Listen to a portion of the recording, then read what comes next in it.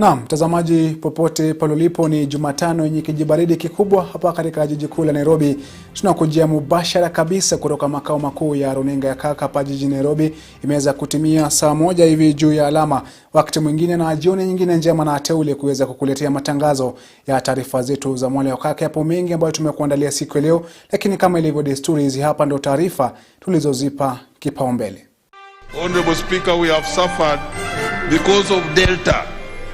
Because originally our areas had been fairly safe, but finally... Bunge la kitaifa la laumu idara ya uhamiaji kwa ongezeko la maambukizi ya corona hapa nchini. We therefore make a report to Parliament that even these regulations are now time barred. Tume ya ABC yapata pigo baada ya kamati ya bunge kupinga mapendekezo waliotoa ya bajeti. No excuses, no variations, and no jokes. Na maafisa zaidi wa polisi kuendelea kunufaika na ujenzi wa nyumba za makazi.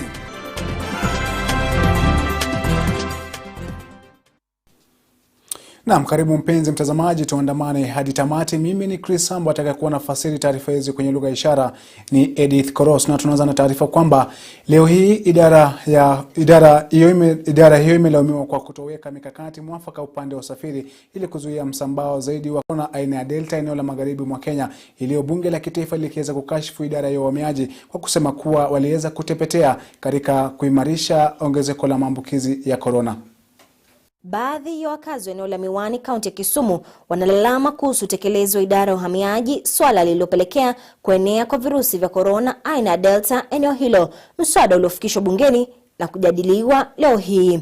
The Indian variant or Delta variant is a dangerous one, and I don't know why the people of Kibo's factory just left those people to roam about.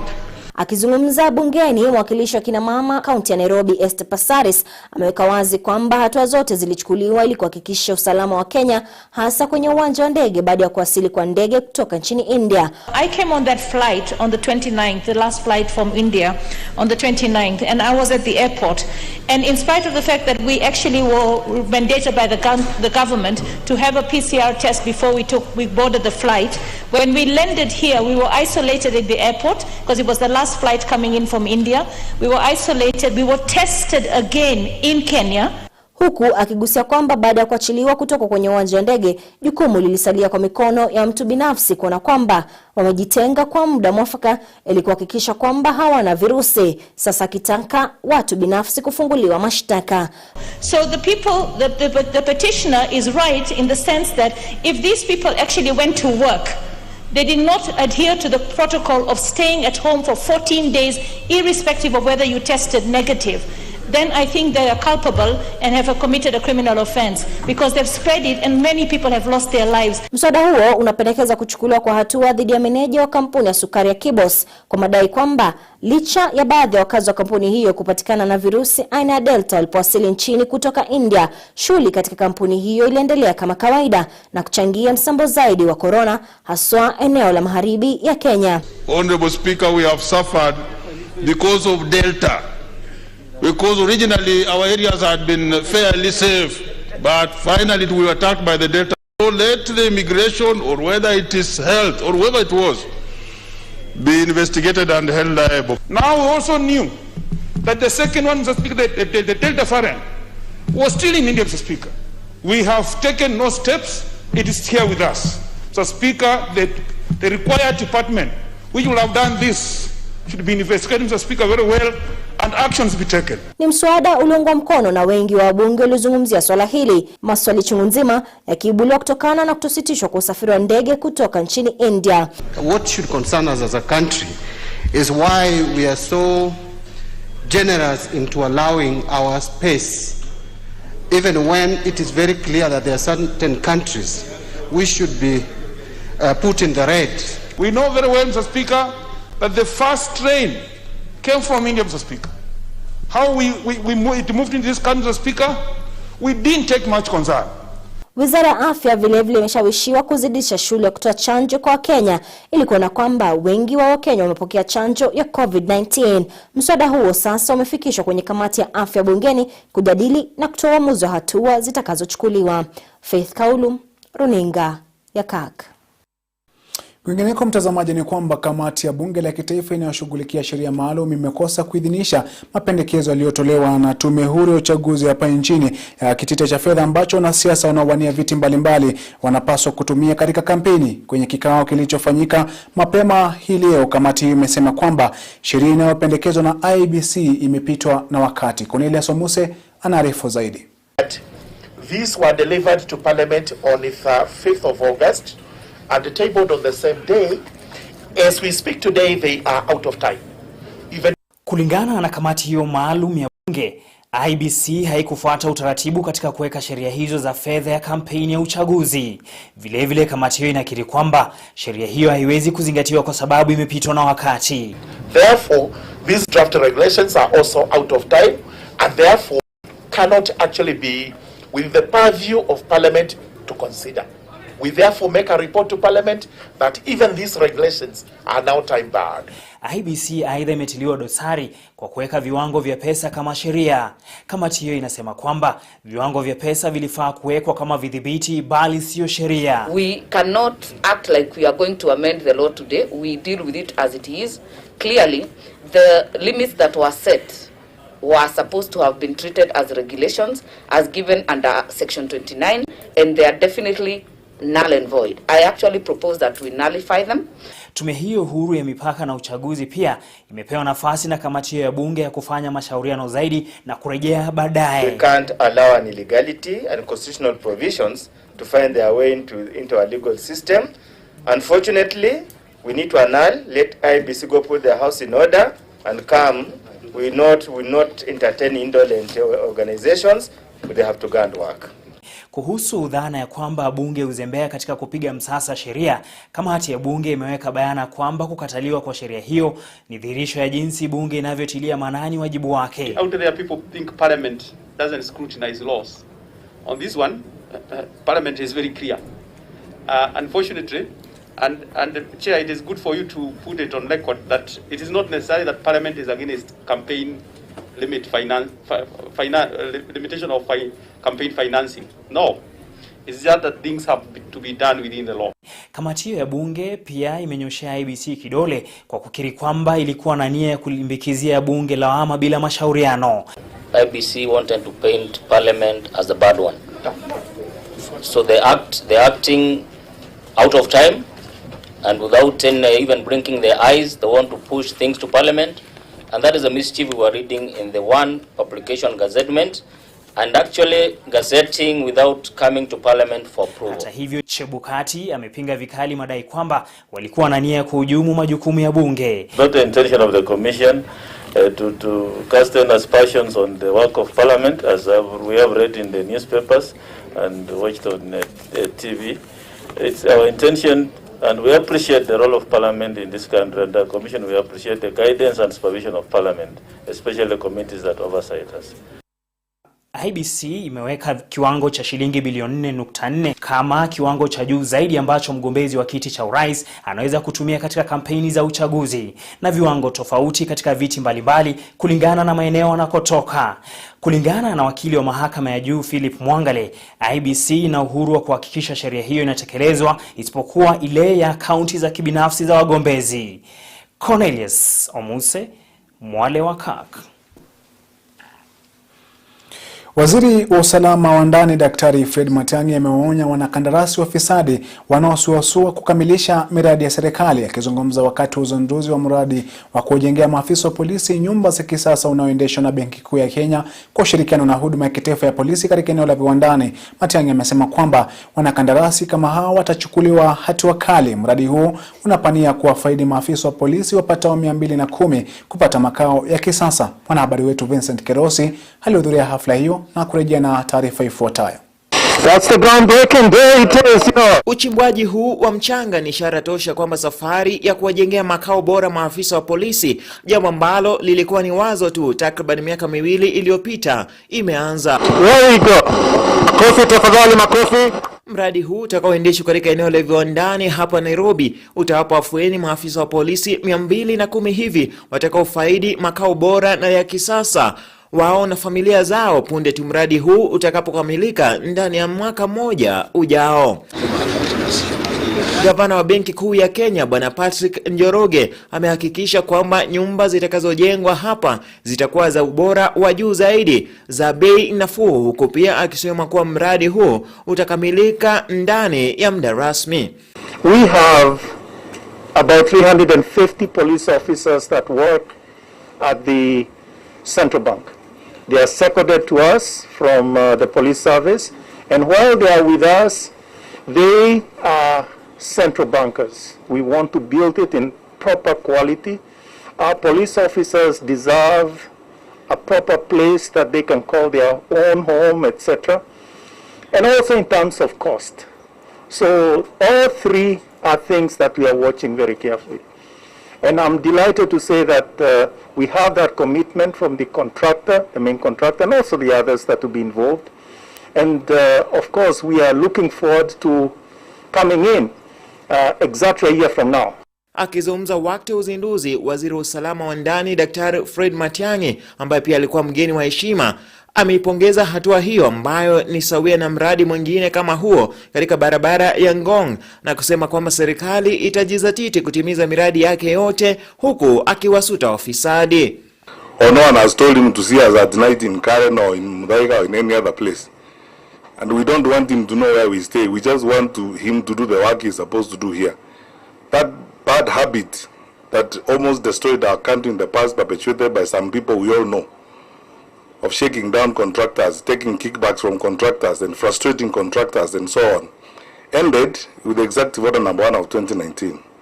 And because of that, we are also moving in that direction to ensure that public sector projects are implemented the way this one is going to be implemented.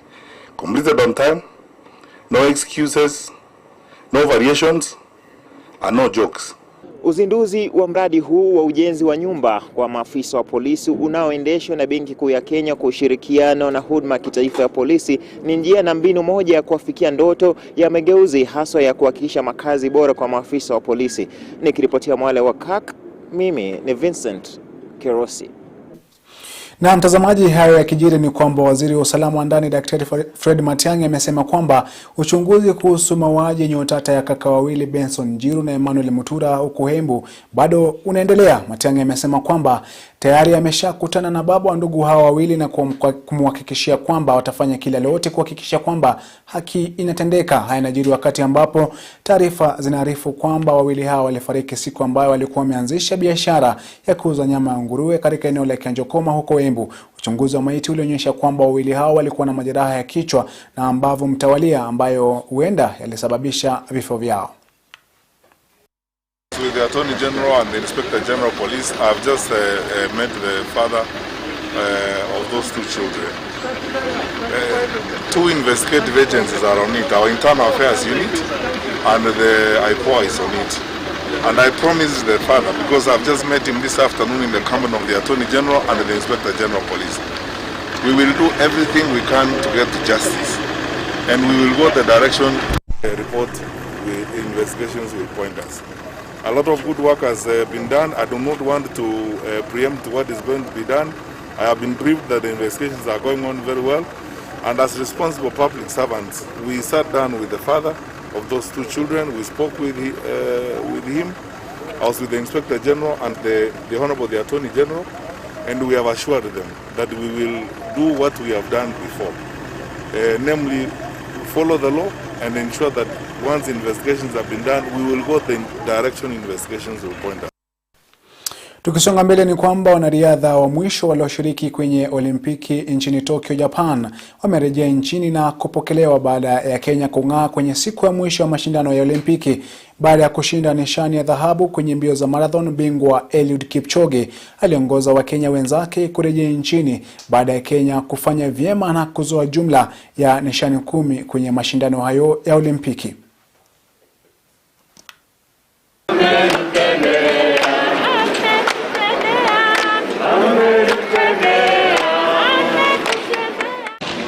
On behalf of all the athletes, thank you to Kenyans, those who pray for us. We have been actually on a difficult situation for 1.5 years, but all happened. I want to say thank you for the government for standing firm actually for us to enable us to train and run in Tokyo.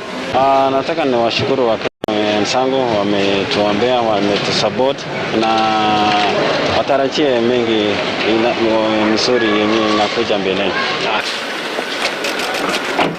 Na mtazamaji, baada ya taarifa hiyo kuhusiana nao mabingwa Olimpiki ambao wameweza kurejea nchini, tunapata fursa kwenda kwenye mapumziko yetu ya kwanza, lakini usibanduke uliko, manake kwenye sehemu ya pili tunazo taarifa nyinginezo za kuweza kukujuza siku ya leo.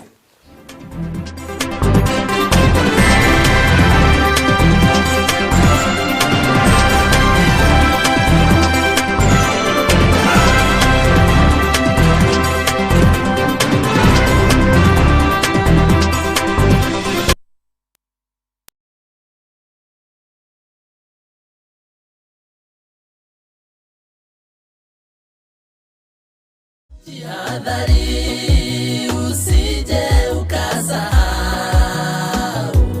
ni Mungu Baba amekubariki kufuata amri za Mungu Baba, ni kuhifadhi moyo na busara. To get jihadhari usije ukasahau, dial *811*187# and select 2.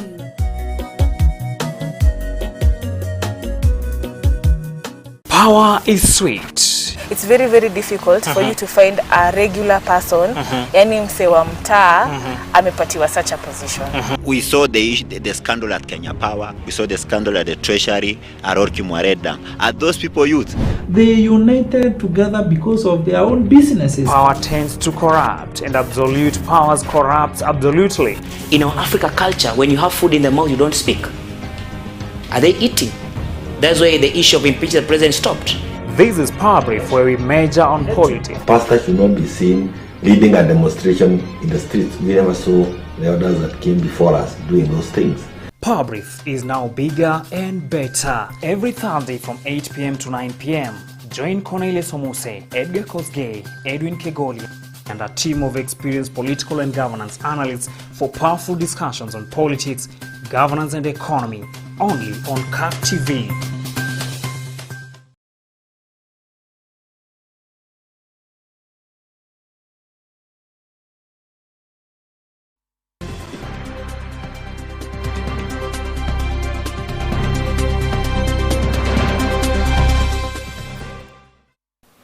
Naam, karibu mpenzi mtazamaji, tuendelee kuangazia taarifa zaidi. Tukisonga mbele ni kwamba shirika moja lisilo la kiserikali katika kaunti ya Embu linaendeleza shughuli ya kuangazia changamoto zinazowakumba unta ambao ni watu walio na viungo vyote viwili vya uzazi ili kuona kwamba wamepata matibabu wanayohitaji kuwawezesha kuishi maisha ya kawaida. Shirika la haki za kina mama la Mwangaza, kwa kifupi Mwaro, huko Embu linaendeleza shughuli ya kuwasaidia watu walio na sehemu mbili za uzazi kupata matibabu hitajika na kuwawezesha kufanya operesheni ili kuishi maisha ya kikawaida. Lakini tukaona kuna watu ambao wametengwa na hata kwa community wajui wao ni akina nani na wajui watakaa wakijiita akina nani. So tukaona hiyo ni challenge na tukaanza kuongea na baadhi yao na kuwatafuta pale wako. Mary Makao, katibu wa kundi hilo, anaeleza kwamba kwa ushirikiano na makundi pamoja na mashirika mengine ikiwemo ofisi ya watoto eneo hilo, baada ya kuwatambua walio na sehemu mbili za uzazi, wao huwapeleka hospitalini ili kuona kwamba wamesaidika vilivyo na kupata matibabu ya bure. So far tumepata 5 wale ambao tumeanza kuongea na wao. Leo hii tuko na watoto 2 ambao tumeweza kuungana na shirika la jinsia moja ambapo tumekuwa tukiwalink tuone at least wameweza kusaidika. Baada ya kufikishwa hospitalini, ukaguzi wa kamili ufanywa na madaktari kabla ya operesheni ili kutambua sehemu itakayosalia, hatua inayohitaji umakini wa hali ya juu na hatimaye huwa ni nafuu kwa wote waliosaidika. Tunawasiliana na wao, tunawapea majina, wanachukua wanapeleka kufanyiwa assessment. Then wanapofanywa assessment wanajulikana huyu ni mwanamke ama ni mwanamke kulingana zile sio zake ndizo zitaeleza yeye. Mzazi wa mmoja aliye na sehemu mbili za uzazi anaeleza changamoto anazopitia, kubwa hasa ikiwa unyanyapaa kutoka kwa jamii, swala linaloathiri wengi na hata kupelekea wao kujificha. Nini kwa mboma wazazi walikuwa wananielewa vibaya, sijui kama walikuwa wanaelewa na mtoto wangu kwa sababu sikuwa na shughulika ati huyu ni kijana ama ni msichana, kwa sababu tabia zake zilikuwa za msichana, saa nyingine anakaa kama kijana. Hawa watu wanakuanga na changamoto sana, kwa sababu watu wengine wakisikia hawa watu wako na sehemu mbili, huwa wanafuata waone saa ile wanaenda haja dogo, wanaenda wachuchumae ama wanaenda kwa hii ya uraino ya wanaume. So hiyo ni changamoto moja. Ofisi ya watoto katika kaunti ya Embu sasa imekuwa wazi kwamba baada ya sensa kukamilika, idadi ya hunta ilikuwa wazi, na hivyo basi kupelekea shughuli hii vilevile ikitoa wito kwa walio na sehemu mbili za uzazi kujitokeza na kupata msaada. Faith Kaulu, Runinga ya Kirk. Vijana kutoka makundi mbalimbali wanaitaka serikali kuweka miundo msingi itakayowawezesha vijana kupata ajira hapa nchini Kenya. Katika kauli yao baada ya mkutano wa siku moja kaunti ya Mombasa, vijana hao wakiongozwa na Moses Gishuo ambaye ni mwenyekiti wa muungano wa United Green Movement wamekashifu serikali kwa kuacha vijana kuhangaika ili mradi wanaweza kuwasaidia.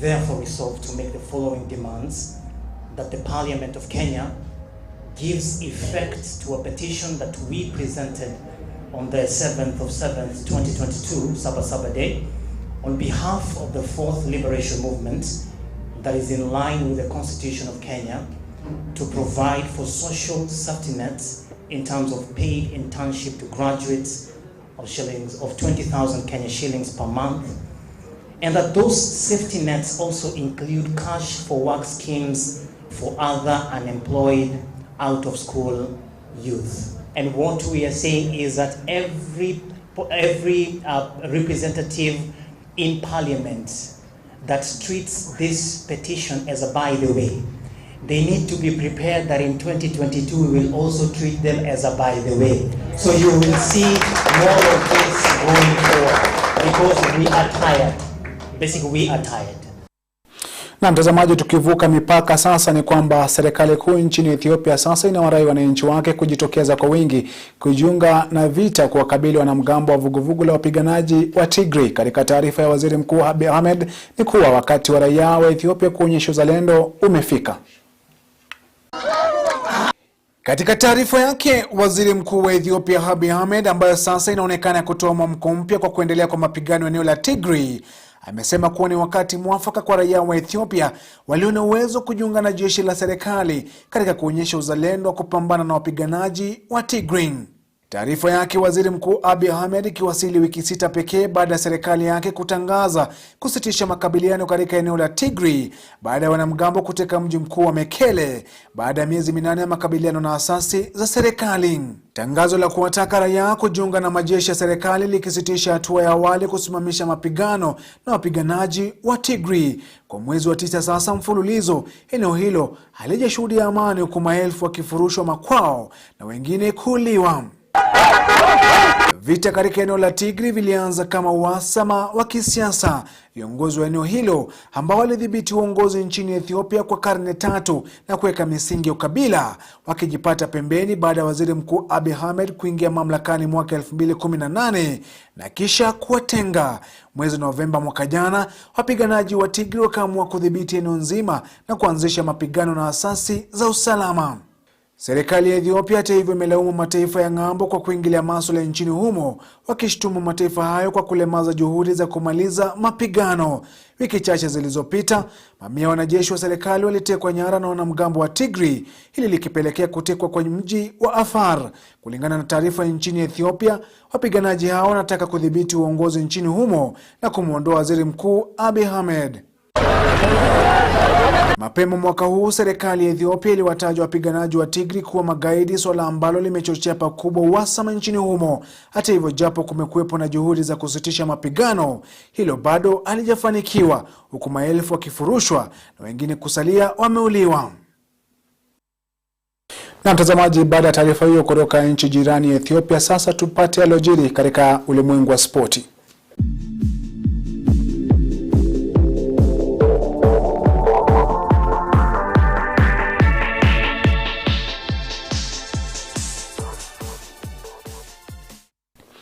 Na mtazamaji, hatimaye mshambulizi matata Lionel Messi amekamilisha rasmi uhamisho wake kutoka klabu ya Barcelona kuingia klabu ya PSG ya Ufaransa. Jumatano ya leo uongozi wa klabu hiyo ya PSG umemzindua Messi mbele ya mashabiki wa mabingwa hao wa Ufaransa. Katika uhamisho wa kipekee, Messi mwenye umri wa miaka 34 alitia saini mkataba wa miaka 2 na klabu ya PSG baada ya kulazimika kuondoka Barcelona. Akizungumza baada ya uzinduzi, mshambulizi huyo raia wa Argentina amesema kuwa lengo lake kuu ni kuisaidia PSG kutoa taji la klabu bingwa barani Ulaya katika msimu huu.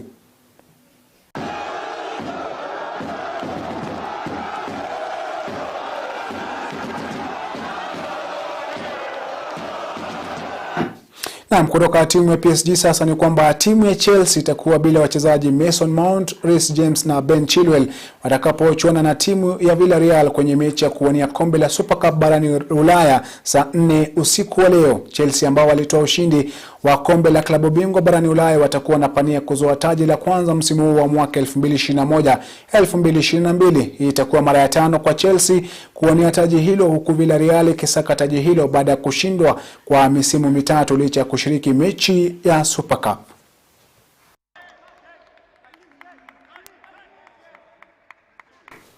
Na mtazamaji, hayo tu ndio tuliokuwa tumekuandalia katika ulimwengu wa spoti.